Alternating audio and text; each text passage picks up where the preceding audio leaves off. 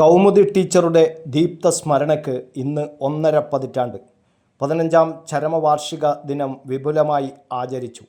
ഭാരതത്തിൻ്റെ സ്വാതന്ത്ര്യസമര ചരിത്രത്തിൽ ധീരമായ ഒരു ഏട് എഴുതിച്ചേർത്ത മഹത് വ്യക്തിത്വത്തിനുടമയാണ് കൗമുദി ടീച്ചർ. 16ാം വയസ്സിൽ തൻ്റെ സ്വർണ്ണാഭരണങ്ങൾ മഹാത്മാഗാന്ധിക്ക് നൽകിയാണ് കൗമുദി ടീച്ചർ സ്വാതന്ത്ര്യസമര ചരിത്രത്തിൽ ഇടം നേടിയത്.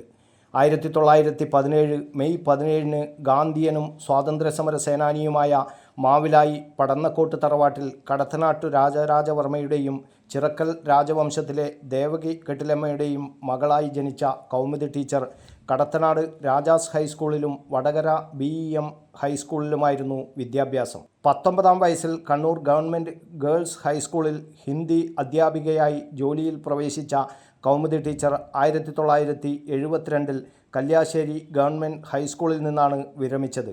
അവിവാഹിതയായിരുന്ന കൗമുദി ടീച്ചർ 2009 ആഗസ്റ്റ് 4 92ാം വയസ്സിലാണ് വിട പറഞ്ഞത്. 15ാം ചരമവാർഷിക ദിനത്തിൽ രാവിലെ സ്മൃതി മണ്ഡപത്തിൽ പുഷ്പാർച്ചനയും അനുസ്മരണ യോഗവും നടന്നു. DCC president advocate Martin George ഉദ്ഘാടനം ചെയ്തു.